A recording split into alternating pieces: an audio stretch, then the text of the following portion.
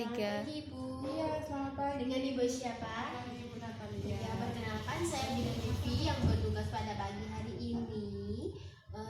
Sebelumnya saya tutup tirai ini terlebih dahulu ya Bu ya. Ibu di sini ada keluhan apa Bu? Saya ingin menggunakan kontrasepsi, tapi tidak ingin menggunakan kontrasepsi yang alat maupun obat. Oh ya, baik di sini tujuan konseling itu agar Ibu mengetahui apa itu kondom ya Bu ya. Di sini saya akan menjelaskan tentang kontrasepsi kondom pada pria. Iya, baik. Sebelumnya apakah Ibu sudah mengerti tentang kondom itu dari luar atau dari Belum. Oh, belum. Ini saja belum, setahu saya ya biasanya kondom untuk pria. Oh iya, baik. Di sini saya akan menjelaskan ya Bu ya. Kondom itu merupakan selumbung atau sarung karet yang dapat terbuat dari berbagai bahan. Ya, bisa dari karet, plastik, atau bahan alami yang lainnya. Produksi alami yang dipasang pada penis saat hubungan seksual. Nah, bagaimana sih cara pemakaian kondom? Pemakaian kondom itu sarungkan pada penis dalam keadaan tegang, baru kemudian melakukan hubungan seksual. Jadi biarkan penisnya tegang terlebih dahulu, baru dimasukkan ya Bu ya sarung kondomnya ya Bu ya. Kemudian keuntungan kondom, metode kondom ini untuk mencegah kehamilan, memberi perlindungan terhadap PMS, dapat diandalkan, relatif murah, sederhana, ringan, disposable, terus tidak memerlukan pemeriksaan medis atau supervisi. Terus juga tidak mengganggu reproduksi pada ASI jika ibu menyusui bayinya. Kemudian kerugian metode kondom ini angka kegagalannya relatif tinggi karena disebabkan oleh pemakaian yang tidak konsisten. Kemudian perlu menghentikan sementara aktivitas atau spontanitas hubungan seksual untuk memasang kondom. Keuntungan kontraseptif akan diperoleh jika kondom dipakai secara benar dan konsisten pada setiap hubungan seksual. Karena pada umumnya kegagalan yang timbul itu disebabkan oleh pemakaian yang tidak benar, tidak konsisten dan tidak teratur dan tidak hati-hati. Jadi itu sangat menggagalkan. Efek samping kondom itu, metode kondom ini yaitu berkurangnya sensitivitas glans penis, kemudian alergi terhadap karet karena setiap orang itu berbeda-beda, ada yang alergi dan ada yang tidak. Bagaimana sih tempat untuk mendapatkan kondom? Kondom itu bisa didapatkan di apotek, puskesmas, BBM, atau toko obat. Cara pembuangan kondom yang benar itu jangan dibuang ke dalam toilet, ke parit karena jorok ya Bu ya. Kemudian bisa juga dibakar bersama dengan sampah, atau kalau enggak bisa dibuang ke tempat sampah dengan cara cuci bersih terlebih dahulu, kemudian dimasukkan dalam kantong plastik baru diikat buang tempat sampah, atau bisa dikubur ya. Bagaimana Bu, apa yang saya jelaskan tadi materinya, apakah Ibu sudah mengerti? Iya, sudah. Ya, Ibu bisa mengulanginya.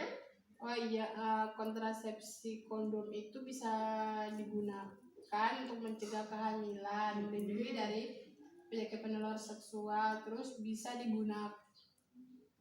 didapat di apotek, Indomaret, puskesmas, BBM, atau toko obat. Terus cara buangnya juga harus ditanam atau dibakar bersama sampah. Iya benar, berarti Ibu sudah mengerti. Ada yang ingin ditanyakan Bu? Ya udah Bu, terima kasih ya Bu ya atas kunjungannya. Terima kasih. Iya, terima kasih. Ya, selamat pagi Bu. Ya, dengan Ibu siapa? Bu Ayu. Oh iya, perkenalkan Bu, saya Bidan Devi yang bertugas pada pagi hari ini yang akan menjelaskan tentang konseling kontrasepsi kondom pada wanita. Apakah ibu ada yang dikeluhkan? Di sini kan dulu saya belum menggunakan kontrasepsi nih Bu ya, dan saya juga tidak mau menggunakan kontrasepsi pil ataupun mau alat gitu Bu. Jadi apa sih yang bagus gitu kontrasepsi yang tidak menggunakan alat sama pil? Oh iya, nah di sini salah satunya adalah kontrasepsi kondom pada wanita ya. Sebelumnya saya izin untuk menutup tirainya terlebih dahulu ya untuk menjaga privasi. Nah, apakah ibu sudah mengetahui apa kontrasepsi pada wanita, kondom pada wanita? Belum. Baik Bu, di sini saya akan menjelaskan ya. Jadi kondom wanita itu merupakan selumbung atau sarung yang dipasang pada organ dalam wanita berbentuk silinder panjang dengan muara berpinggir tebal pada kedua sisi serta terdapat lubrikan pada sisi luar dan dalam. Kemudian ada juga cara penyimpanan kondom yang benar. Nah, cara pemakaian kondomnya itu yaitu perhatikan kemasan kondom. Jangan kenakan kondom apabila kemasannya robek atau kondom tampak kusut. Terus kemudian jangan menggunakan kondom yang kadaluarsa. Kemudian sebelum menggunakan kondom, sebelum memasang kondom, cuci tangan terlebih dahulu yang bersih dengan menggunakan air mengalir. Terus kondom juga dapat dimasukkan hingga 8 jam sebelum senggama untuk perlindungan yang maksimal. Masukkan kondom sebelum penis masuk ke dalam vagina. Kemudian yang keempat, pilih posisi yang nyaman untuk memasang kondom, baik jongkok, mengangkat satu kaki, atau berbaring. Kemudian gesek sisi kondom bersama untuk meratakan pelumas.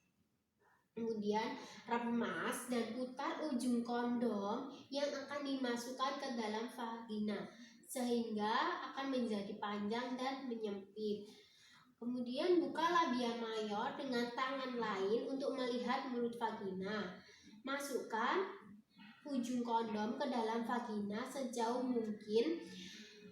mungkin dengan hati-hati. Gunakan jari untuk mendorong kondom hingga sekitar 2-3 cm bagian ujung kondom di luar vagina. Kemudian pria atau wanita harus hati-hati dalam memasukkan ujung penis ke dalam kondom. Jika penisnya berada di luar kondom, tarik dan coba diulangi lagi. Jika kondom tiba-tiba keluar dari vagina saat senggama, pasang kembali kondom dengan benar. Kemudian kondom tidak harus segera dilepas setelah senggama. Lepaskan kondom sebelum berdiri untuk mencegah tumpahan cairan semen di sekitar vagina. Jika akan melakukan senggama lagi, gunakan kondom yang baru, jangan digunakan lagi karena ngirit, jangan.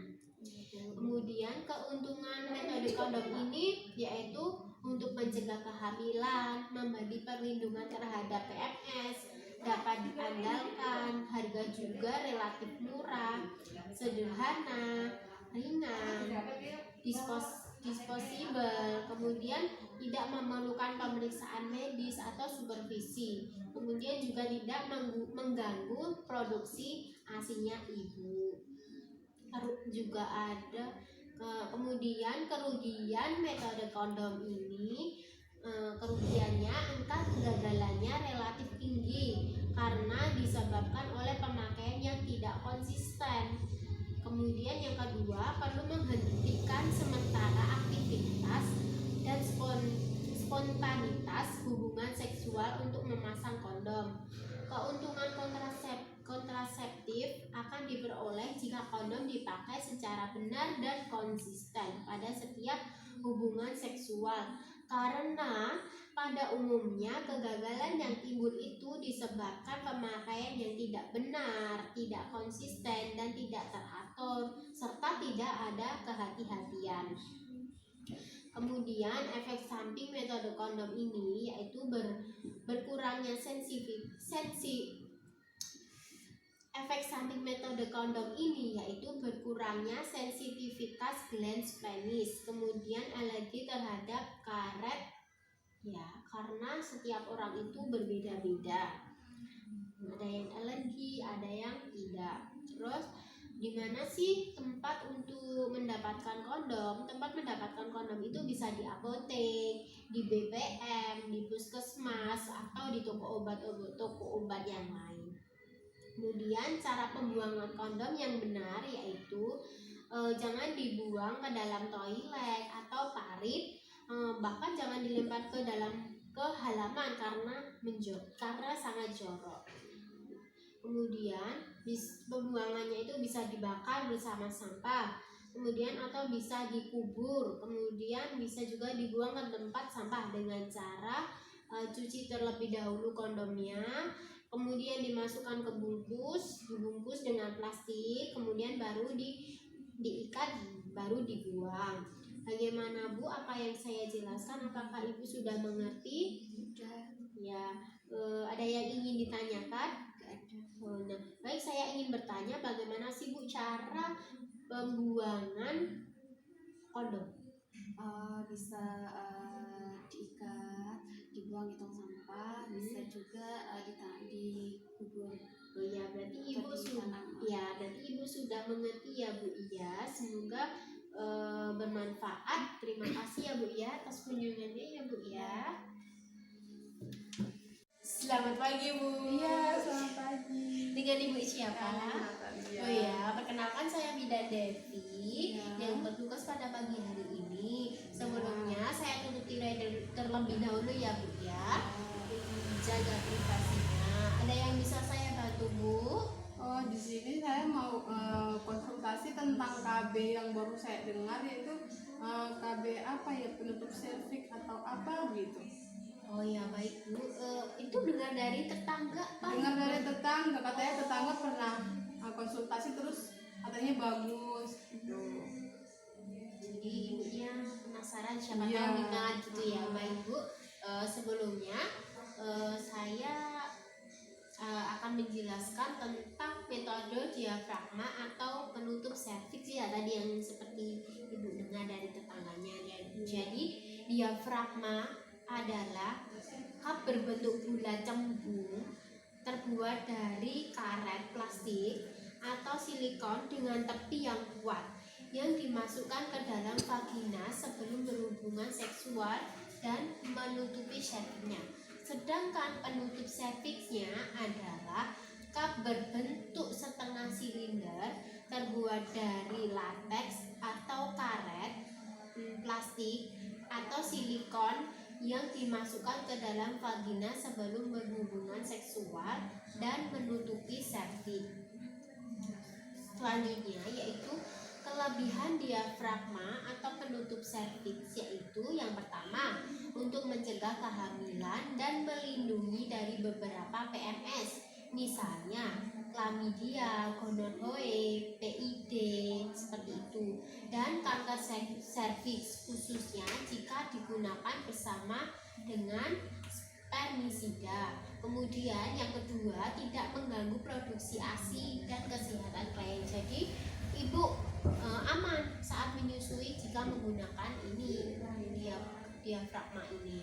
Kemudian yang ketiga, tidak mengganggu hubungan seksual karena telah terpasang sampai 6 jam sebelumnya. Kemudian yang keempat yaitu tidak mempunyai pengaruh hormonal. Kemudian kerugiannya juga ada. Kerugian diafragma atau penutup serviks yaitu efektivitasnya sedang. Keberhasilannya sebagai kontrasepsi bergantung pada kepatuhan mengikuti cara penggunaannya. Kemudian yang kedua, diperlukan pemeriksaan pelvik oleh petugas kesehatan yang terlatih untuk memastikan ketepatan pemasangan dan pemasangan yang relatif sukar biar penggunaannya efektif. Kemudian pada 6 jam pasca hubungan seksual, alat masih harus berada di posisinya, jadi tidak langsung dikeluarkan setelah berbunyi.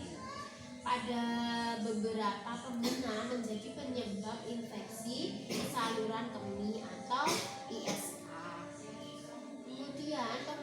diafragma yang benar, jadi pemakaiannya tidak asal-asalan. Pemakaiannya yaitu yang pertama, oleskan spermisida ke dalam cup diafragma, kemudian remas bersamaan. Yang kedua, cuci tangan dengan sabun dan air yang mengalir sebelum memasang diafragma. Yang ketiga, pastikan diafragma tidak berlubang atau rusak. Nah, tes dengan mengisi diafragma menggunakan air atau lihat menembus cahaya atau tidak, dan perhatikan tanggal kadaluarsanya. Kemudian yang keempat, masukkan diafragma 6 jam sebelum senggama. Tekan tepi diafragma bersama, masukkan ke dalam vagina sejauh mungkin. Yang kelima, pilih posisi yang nyaman untuk memasukkan diafragmanya seperti jongkok, mengangkat satu kaki, atau berbaring. Yang keenam, masukkan jari ke dalam vagina sampai menyentuh serviks. Sarungkan karetnya dan pastikan serviks telah dilindungi. Serviks terasa seperti ujung hidung pada tengah cup diafragma. Jika diafragma tidak nyaman, tarik dan pasang kembali. Kemudian diafragma berada di dalam vagina paling tidak 6 jam setelah senggama. Jangan tinggalkan diafragma di dalam vagina lebih dari 24 jam. Jika akan melakukan senggama lagi, pastikan diafragma terpasang dengan tepat dan oleskan spermisida lagi. Kemudian cara pelepasan diafragma yang benar, yaitu yang pertama, cuci tangan dengan sabun dan air mengalir. Yang kedua, masukkan jari-jari ke dalam vagina hingga cup diafragma terasa. Kemudian, masukkan jari-jari di bawah cup diafragma perlahan, lalu tarik keluar. Jangan menggunakan kuku, karena kalau menggunakan kuku akan terjadi lecet, takutnya terjadi lecet di dalamnya. Kemudian yang keempat, cuci diafragma dengan sabun dan air mengalir, lalu keringkan setelah penggunaan. Kemudian pemakaian penutupan serviks yang benar, yaitu yang pertama, isi sepertiga cup dengan spermisida krim, jelly, atau busa. Jadi bisa salah satu. Kemudian cuci tangan dengan sabun dan air mengalir sebelum memasang penutup serviks. Yang ketiga, tekan tepi cup di sekitar serviks sehingga serviks tertutup sempurna. Tekan perlahan bagian tengahnya untuk meletakkan cup. Yang terakhir, masukkan penutup serviks hingga 42 jam sebelum senggama. Kemudian cara pelepasan penutup serviks yaitu cuci tangan dulu dengan sabun dan air mengalir. Kemudian lepaskan penutup serviks paling tidak 6 jam. Cara pelepasan penutup serviks yang benar yaitu cuci tangan dengan sabun dan air mengalir. Yang kedua, lepaskan penutup serviks paling tidak 6 jam setelah pria ejakulasi terakhir. Namun tidak boleh lebih dari 48 jam berada di dalam vagina. Kemudian yang ketiga, buka ujung cup untuk mengendurkan lekatan pada serviks, lalu tarik perlahan keluar vagina. Kemudian yang keempat, cuci diafragma dengan sabun dan air mengalir, lalu dikeringkan setelah penggunaan. Nah, efek samping metode spermisida dan penutup serviks ini yaitu ada reaksi alergi dan infeksi saluran kemih. Yang kedua, rasa nyeri, tekanan pada kandung kemih atau rektum. Yang ketiga, timbul cairan vagina dan berbau jika dibiarkan lebih dari 24 jam sampai 48 jam. Bagaimana Bu? Apa yang saya jelaskan, apakah Ibu sudah mengerti? Iya, sudah. Oh, baik Bu. Ada yang ingin ditanyakan? Enggak ada. Bisa diulangi apa yang saya berikan tadi Bu? Oh iya, jadi penutup serviks atau diafragma itu adalah kontrasepsi yang dimasukkan ke dalam vagina sampai menutup serviks. Iya. Nah, kemudian kemudian itu untuk mencegah kehamilan juga. Terus harus dipasang 6 jam atau 42 jam. Iya, 24 jam 24 jam sebelum senggama. Iya, Kemudian harus dilepas 6 jam setelah senggama. Jadi tidak bisa langsung dilepas begitu saja, juga harus berkonsultasi dengan tenaga kesehatan yang ahli. Semoga ilmu ini bisa bermanfaat dan ibu tertarik untuk menggunakannya. Terima kasih ya Bu Ia atas kunjungannya ya Bu ya. udah. Selamat pagi Bu. Ya, pagi. Silakan dulu Ya. dengan ibu siapa? Oh iya, perkenalkan saya Bidan Devi ya Bu ya. Sebelumnya saya izin untuk menutup tiranya terlebih dahulu untuk menjaga privasinya. Oh, ada yang bisa saya bantu Bu? Keluhannya apa? Begini Bu Bidan, di sini saya datang. Saya ini kan pernah dengar dari tetangga itu apa ya, tentang lumpuhan sperma atau apa Oh, gitu. melumpuhkan kontrasepsi. Nah, ini saya ingin tahu dan ingin paham tentang pelajaran lumpuh apa gitu. Saya juga nggak tahu, jadi saya datang ke sini untuk menanyakan tentang itu. Oh, baik Bu. Jadi di konseling ini tujuannya untuk agar ibu mendapatkan informasi yang akurat bagaimana cara penggunaannya, apa itu gitu ya Bu ya. Jangan ditanyakan ke sembarang orang. Nah ibu langsung saja ya Bu ya. Saya akan menjelaskan tentang pengertian spermisida. Spermisida adalah alat kontrasepsi yang mengandung zat-zat kimia yang kerjanya itu melumpuhkan spermatozoa. Adalah alat kontrasepsi yang mengandung zat-zat kimia yang kerjanya melumpuhkan spermatozoa di dalam vagina sebelum spermatozoa bergerak ke dalam traktus genitalia interna. Kemudian secara mekanis untuk menghalangi spermatozoa dan secara kimiawi untuk imobilisasi atau mematikan spermatozoa. Nah, macam-macamnya yaitu ada aerosol atau busa. Busa ini akan efektif setelah dimasukkan aerosol. Dianjurkan bila spermisida digunakan sebagai pilihan pertama atau metode kontrasepsi lain tidak sesuai dengan klien. Kemudian yang kedua, tablet vagina atau suppositoria dan film sangat mudah dibawa dan disimpan. Penggunaannya ini dianjurkan menunggu 10-15 menit setelah dimasukkan sebelum hubungan seksual. Kemudian yang ketiga, jenis spermisida yaitu jenis jelly. Biasanya digunakan bersama dengan diafragma. Nah, manfaat metode spermisida yaitu efektif seketika, yaitu busa dan krim. Tidak mengganggu produksi ASI dan kesehatan klien, jadi ibu aman saat menyusui. Kemudian sebagai metode pendukung lain. Kemudian yang keempat, mudah digunakan, tidak memerlukan resep atau pemeriksaan medis. Yang kelima, meningkatkan lubrikasi selama hubungan seksual. Kemudian kerugian metode spermisida yaitu angka kegagalan relatif tinggi karena disebabkan oleh pemakaian yang tidak konsisten. Yang kedua, harus digunakan segera sebelum senggama. Bahkan ada spermisida vagina yang perlu waktu sekitar 5-30 menit hingga spermisida bekerja. Yang ketiga, karena harus dimasukkan ke dalam vagina. Ada wanita segan untuk melakukannya, jadi kayak ini nggak punya segan-segan. Kemudian harus diberikan berulang kali untuk senggama yang berturut-turut. Kemudian dapat menimbulkan iritasi atau rasa panas maupun terbakar pada beberapa wanita. Tidak memberikan perlindungan terhadap PMS termasuk HIV/AIDS.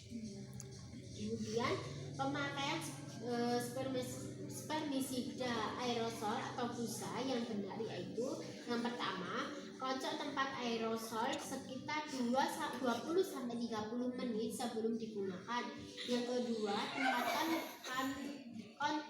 tempatkan kontainer dengan posisi ke atas.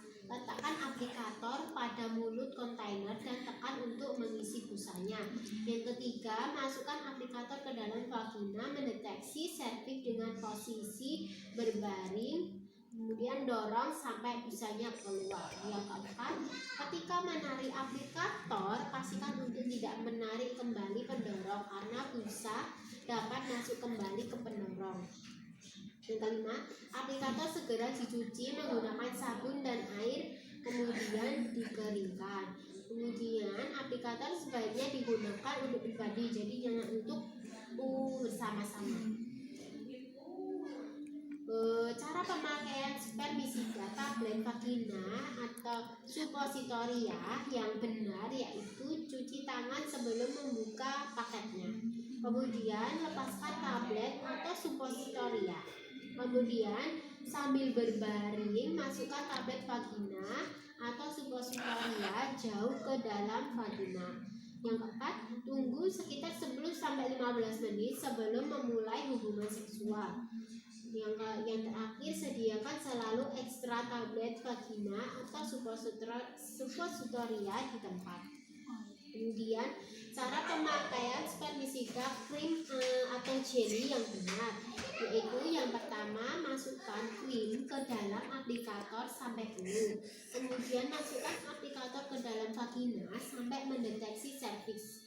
Kemudian tekan alat pendorong sampai krim keluar. Tidak perlu menunggu kerja krimnya. Kemudian aplikator harus dicuci dengan sabun dan air. Kemudian tiriskan dan keringkan. Untuk memudahkan pembersihan, pisahkan bagian-bagian alatnya. Kemudian aplikator sebaiknya digunakan untuk pribadi. Sediakan selalu pengadaan krim.